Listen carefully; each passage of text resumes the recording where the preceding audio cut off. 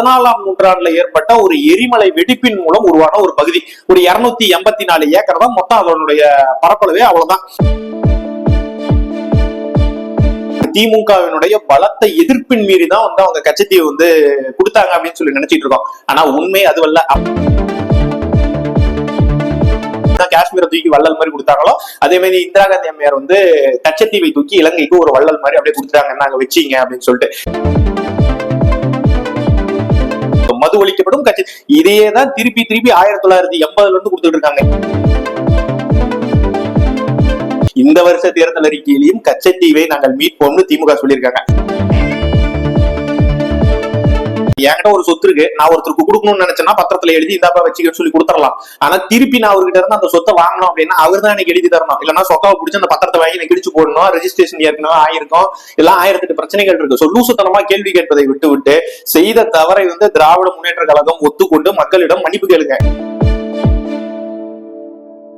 ஞாயிற்றுக்கிழமை வந்துட்டா போதும் சின்ராச கையிலேயே பிடிக்க முடியாது அப்படின்னு சொல்லி படத்துல ஒரு வசனம் வரும்ல, அதே மாதிரி எலெக்ஷன் வந்துட்டா போதும் இந்த கச்சத்தீவு விவகாரம் எங்க இருந்துதான் பூதாகரமாக கிளம்பும் அப்படின்னு சொல்லி நம்மளால சொல்லவே முடியாது. ஏன்னா இந்த கச்சத்தீவு விவகாரம் ஒரு தடவையும் எலெக்ஷன் சமயத்தில் நீங்க எடுத்து பாத்தீங்கன்னா தமிழகத்துல இருக்கக்கூடிய அதிமுகவாக இருந்தாலும் சரி திமுகவாக இருந்தாலும் சரி 1980 இருந்து அவர்களுடைய தேர்தல் அறிக்கையில் இருக்கக்கூடிய வார்த்தை என்ன அப்படின்னு சொல்லி பார்த்தோம்னா கச்சத்தீவு மீட்கப்படும், கச்சத்தீவு மீட்கப்படும். இன்னொரு வார்த்தையும் சேர்த்திருக்கோம், அதாவது மது ஒழிக்கப்படும், கச்சத்தீவு மீட்கப்படும், மது ஒழிக்கப்படும், இதையேதான் திருப்பி 1980 இருந்து கொடுத்துட்டு இருக்காங்க. இந்த கச்சத்தீவு விவகாரம் என்ன, ஃபர்ஸ்ட் இந்த கச்சத்தீவு நம்மளை விட்டு எப்படி போச்சு அப்படிங்கறதெல்லாம் தெரிஞ்சுக்கிறதுக்கு முன்னாடி 2 நாளைக்கு முன்னாடி மிகப்பெரிய ஒரு அணுகுண்டை தூக்கி மத்திய அரசு தமிழக திமுக மீது போட்டிருக்காங்க. அதாவது கச்சத்தீவு தாரை வார்க்கப்பட்டதுக்கு முக்கிய காரணம் வந்து திமுக தான் அப்படிங்கிற மாதிரி ஆதாரத்தோட ஒரு ரெக்கார்டை வெளியிட்டு இருக்காங்க. அதுக்கு முன்னாடி கச்சத்தீவு அப்படின்னா என்னன்னு சொல்லி பாத்தீங்கன்னா 14ஆம் நூற்றாண்டுல ஏற்பட்ட ஒரு எரிமலை வெடிப்பின் மூலம் உருவான ஒரு பகுதி. ஒரு 284 ஏக்கர் தான் மொத்தம், அதனுடைய பரப்பளவே அவ்வளவுதான்.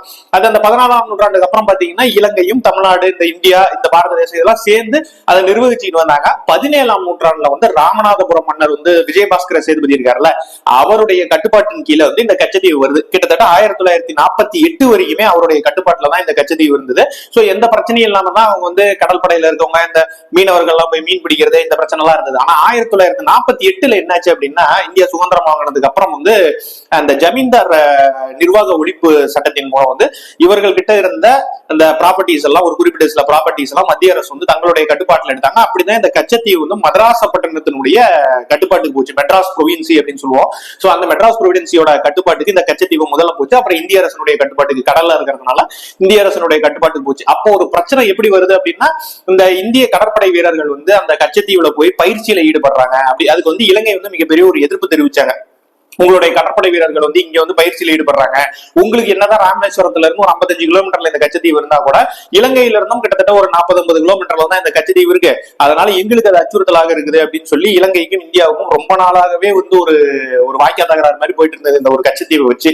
சோ இந்த கச்சத்தீவை அப்ப இருந்த நேரு அவர்கள் வந்து ஒரு வேளை இல்லப்பா நாங்க என்ன பயிற்சியில ஈடுபட மாட்டோம் அப்படின்னு சொல்லியிருந்தா கூட பரவாயில்ல. பார்லிமெண்ட்ல அவர் சொன்ன ஒரு விஷயம் என்னன்னா, என்னப்பா இது ஒரு குட்டி தீவி வரையும் 284 ஏக்கர் இவ்வளவு பெரிய இந்தியா என்னமோ அவர் சொத்து மாதிரி அவர் வந்து சொல்லிட்டு போயிட்டாரு. இவ்வளவு பெரிய இந்தியா வச்சிருக்கோம், இந்த குட்டி தீவு இதை பத்தி எல்லாம் நான் அவங்க கிட்ட இலங்கையிட்ட கொடுக்கறத பத்தி கூட நல்லா சங்கடப்பட மாட்டேன், சோ இந்த பிரச்சனை இதுக்கு மேல நம்ம பேச வேண்டாம் அப்படின்னு சொல்லிட்டு வச்சுட்டாரு. ஆனா இலங்கை கிட்ட அவர் தாரை வார்க்கவில்லை. ஆனா தாரை வார்க்க அவருக்கு கேட்டு இலங்கை கேட்டிருந்தா கொடுக்குற ஐடியால தான் நேரு அப்படி சூழ்நிலையில இருந்தார். அதற்கப்புறம் இந்த பிரச்சனை எப்போ வருது அப்படின்னா இந்திரா காந்தி அவர்களுடைய காலகட்டத்துல 1969 சமயத்துல வந்து திருப்பி வந்து இந்த பிரச்சனை பூதாகரமாகுது.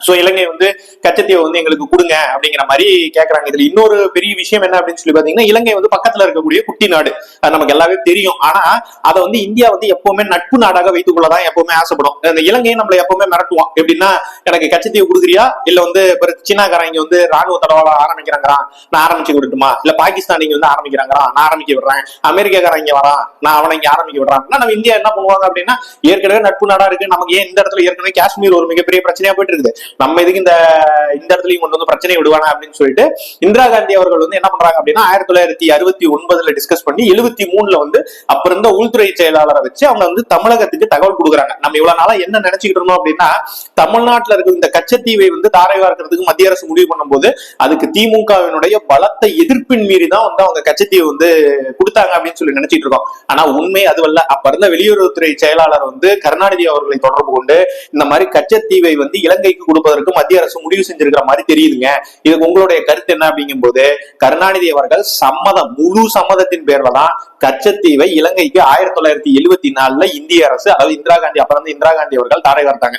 ஏற்கனவே காஷ்மீர்ல நடந்த பிரச்சனை மாதிரிதான் கிட்டத்தட்ட காஷ்மீரை அன்னைக்கு அவ்வளவு பெரிய பிரச்சனை நடந்துட்டு இருக்கும் போது நேரு அவர்கள் அவர் சொட்டத்தல தலையில சொட்டத்தல, அதனாலதான் தொப்பி போட்டு மறைச்சிருப்பாரு.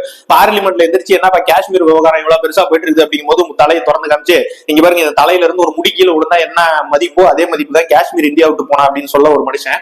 அவருடைய பெண் அவங்க இந்தியாவுக்கு எப்படிதான் காஷ்மீரை தூக்கி வள்ளல் மாதிரி கொடுத்தாங்களோ அதே மாதிரி இந்திரா காந்தி அம்மையார் கச்சத்தீவை தூக்கி இலங்கைக்கு ஒரு வள்ளல் மாதிரி அப்படியே கொடுத்துட்டாங்க, நாங்க வச்சீங்க அப்படின்னு சொல்லிட்டு. ஏன்னா இது ஒரு 254 ஏக்கர் தான், இதனால என்ன பெரிய பிரச்சனை வரும் அப்படிங்கிற மாதிரி அவங்க யோசிச்சிட்டாங்களா என்னன்னு தெரியல. ஆனா அந்த காலகட்டம் முதல் கொண்டு இப்ப 2014 முன்னாடி வரைக்கும் தமிழக மீனவர்கள் கச்சத்தீவுக்கு பக்கத்துலயோ அதுக்கு அந்த பார்டர் தாண்டி பக்கத்துல, ஏன்னா பார்டருங்கிறதெல்லாம் அப்போ கச்சத்தீவு பார்டரா இருந்தது. சோ அது வரைக்கும் இந்திய மீனவர்கள் மீன் பிடிச்சு கொள்ளலாம். இப்போ என்னன்னா கச்சத்தீவுக்கு முன்னாடியே ஒரு குறிப்பிட்ட பார்டர் இருக்கு, கச்சத்தீவு கண்ணுக்கே தெரியாது. அந்த இடத்த நீங்க தாண்டிங்கனாவே இலங்கை கடற்படை இந்திய மீனவர்களை சுட்டுக் கொள்வது வாடிக்கையா இருந்தது 2014 முன்னாடி வரைக்கும். இப்பதான் கைதாவது பண்ணி கூட்டு போறாங்க, அப்பெல்லாம் சுட்டு கொண்டு வாங்க. சோ அந்த அளவுக்கு மோசமான ஒரு சூழ்நிலை உருவாகுவதற்கு இந்த கச்சத்தீவு மிகப்பெரிய ஒரு பொருளாக மாறியது. இப்ப ஒருத்தரையும் எலெக்ஷன் சமயத்துல இந்த கச்சத்தீவை அவர்கள் முன்னெடுப்பதற்கு காரணம் அப்படி என்னன்னு பாத்தீங்கன்னா, இந்த மத்தியில இருக்க கொங்கு பகுதி டெல்டா ரீஜியன்ல எல்லாம் இது ஒன்றும் பெருசா ரிஃப்ளெக்ட் ஆகாது இந்த கச்சத்தீவு அப்படிங்கிறது. பட் ஆனா பார்டர், அதாவது கடலோர பகுதிகளாக இருக்கக்கூடிய மாவட்டங்கள், முக்கியமா ராமநாதபுரம் இந்த மாதிரி சைடு, கடலூர் இந்த சைட்ல இருந்து நீங்க கீழே கன்னியாகுமரி வரைக்கும் எடுத்தீங்க அப்படின்னா இங்க எல்லாமே இந்த கச்சத்தீவு அப்படிங்கிறது மிகப்பெரிய ஒரு பேசு பொருளாகவும் ஒரு கட்டமைப்பையே மாற்றக்கூடிய ஒரு பொருளாகவும் தான் அந்த கச்சத்தீவு அந்த இடத்துல இருக்கு.